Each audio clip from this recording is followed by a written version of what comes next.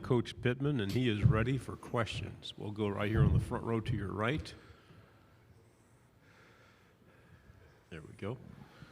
Coach Pittman, Trey Shapp, 103.7 The Buzz in Little Rock. Your Twitter account and the picture of you and the pigs, how did that come about? Well, a friend of ours, Jamie and I, took us to the Bahamas, and one day, and just rode I think they call it a tender, and you rode it up there, and it's amazing. The hogs are they're on the beach, and they're pretty good size too, and so they're floating out there, and you can feed them and all that stuff. So that's how that came about, and I wanted that shot. There's the sharks down there too. I'm good, but I wanted that shot with the hogs. Coach, to your left on the third row. Hey, Coach, Andrew Kaufman from KMIZ in Columbia, Missouri. I'm curious what your relationship is like with Coach Drinkwitz and what you think of the state of the rivalry is, the battle line rivalry between you guys and Mizzou. Yeah, I enjoy the rivalry. I think it's exactly what it should be. We're close. We recruit a lot of the same kids, all that. Eli and I came into the league at the same time. I have utmost respect for him and what they're doing at Missouri. They had a heck of a year last year, and we're looking forward to playing them on day after Thanksgiving. But we have, from my standpoint, we have a really good relationship. To your left on the second row, Jacques. Hey, Coach Jacques Doucet, WAFB TV in Baton Rouge. Can you take me back to last year before the LSU game and how crazy it was, on Friday morning, like at 9 o'clock, to not know if you're going to play a game or not the next day? Yeah, I believe last year, the only way we could get better is to play the game. And even if it wasn't, we were about out of all defensive linemen, several kids. And at one point, we go, we're going to play. We're ready to play. And then our running back, starting run, Traylon Smith, we got to where he might need to be quarantined. And at that point, I'm going, we can't play. I wanted to play for us. I also wanted to play for LSU because they hadn't played in 2 weeks. If we didn't play them, they wouldn't have played for 28 days. And them kids are working too. We obviously wanted to beat them, but I didn't want them sitting out another week. So Hunter Yurchek and I were both in the staff room, and when Traylon was supposedly quarantined, I said, "That's it. We can't function." And then our medical people called Traylon, and he said, "Hey, I haven't been around whomever it was that had the COVID." He said, "I haven't even been around him." And so he went ahead and played. And it was a really good football game, and so disappointed we weren't able to win. But that's kind of how it went down. There was a very, very fine line in there whether we were able to play that game or not. But we also knew that LSU fans had traveled, Arkansas fans had traveled, and we didn't want to disappoint them, either one of those fan bases either. Coach, to your right on the first row. Coach Tyler Shaw with KBTX TV in College Station. After the foundation you started to lay last year at Arkansas, what are kind of the expectations around the program, and what do you hope to accomplish heading into year two? I think we just want to be better, and obviously if we're quite a bit better, we'd like to be that. But we want to be better. If we can just keep growing our program and winning, beating more people. You can use that in recruiting. You can, well, why are you considering here? Well, we were fortunate, but we won that game or whatever it may be. And the more teams you do that in your tenure, then a lot of times you can do better at recruiting. But I just want to play hard and have our players better prepared, bigger, stronger, faster, and then the results happen on the field. For me, each year, if we can just continue to improve, then I think at some point we'll have some huge success at Arkansas. Coach, to your right on the aisle, second row. Randy Rainwater, 103.7 The Buzz. You were talking about the LSU game with so many defensive players particularly in the line, missing. Sam, what have you done to address that lack of depth? I know you went to the transfer portal and picked up some guys there. I'm not sure the transfer portal is your favorite recruiting tool, but talk about adding to the depth and the talent in that defensive line. Well, number one, the players we had to get better. And not only better, but bigger. I mean, we've had, like Zach Williams was playing around 2 1/4, 230.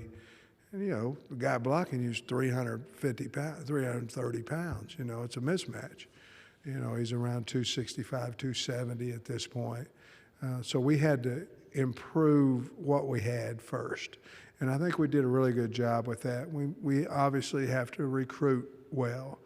But then that was probably the only position on our team that I thought, help, we need it.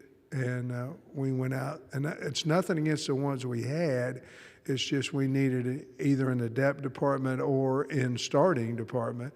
And we went out and, in our opinion, got 3 as good of options as anybody probably could have had in the country. If they say, hey, I want to go out and get 3, okay, we got these 3.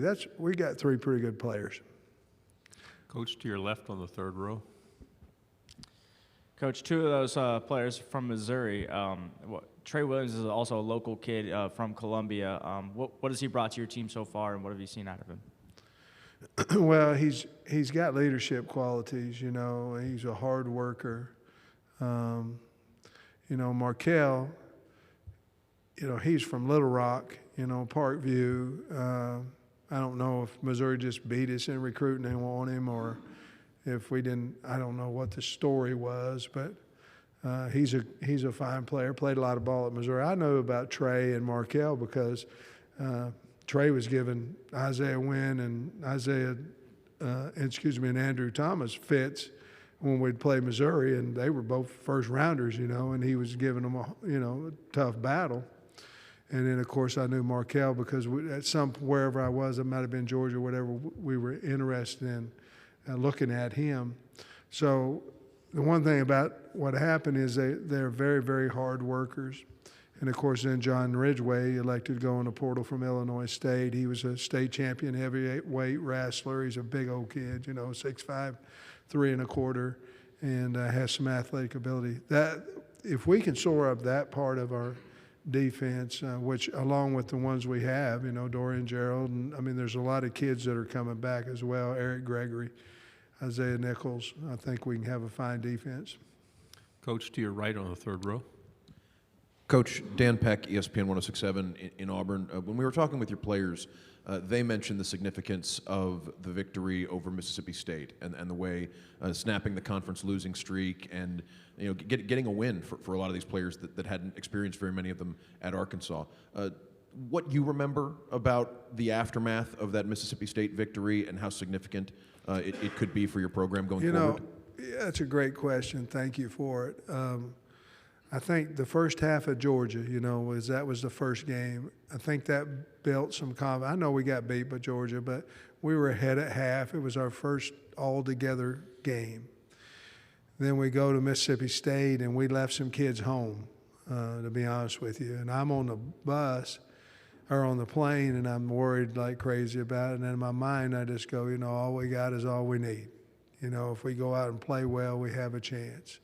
I kept preaching that to our kids during the Friday night sessions, and obviously on Saturday morning it was a night game. And then, I didn't really know. I knew we hadn't won, but I didn't, I don't pay much attention to it. I'm just trying to get the best team we can out there.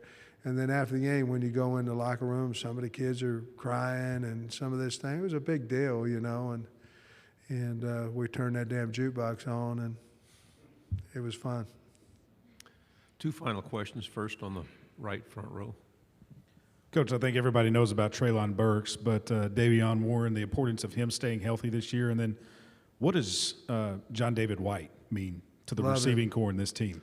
Yeah, I love him. I mean, he's really worked hard, and he almost got a pass last year. The linebacker from Missouri knocked him out, but I tease with him all the time, you know, about, well, you had it for a while, you know, and was it Nick Bolton? I think anyway, he's really improved. He's gotten heavier. He's working on his separation skills. He's fast, but, you know, he's quicker than fast, and he's done a nice job, you know. I am glad we got Davion back. If you look at our team, we have a whole lot of slot-looking kids, and we need some X's and some Y and some Z's, you know. Warren Thompson coming in might solidify one of those spots. Of course, you have Trey and Tyson and those guys, but we need to get some more stretch on the field and speed. To your left, Coach, second row. Coach, I heard somebody say, some Arkansas fans described you as our Coach O, that you guys are similar, you know, salt of the earth people. Thank you. Coach Line. Yeah, I heard you make the joke about your ACT score in the other room a while ago. That was funny.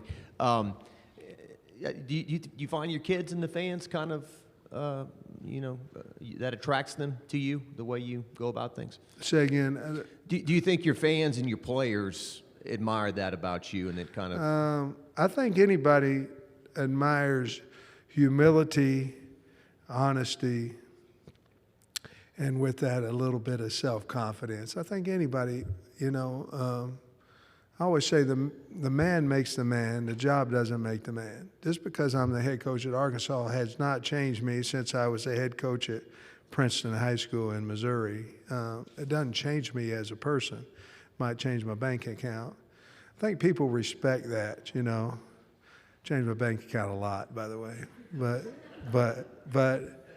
I think that's where, you know, I think I fit in at Arkansas because I think people feel like I'm one of them, and I want to be one of them, and I want to fit in at Arkansas. But I think that's probably part of it, and I'm probably the most well-liked 3-7 coach in the history of football, and I'm very grateful and thankful for that. Coach, thank you very much for your time. Thank you, everybody.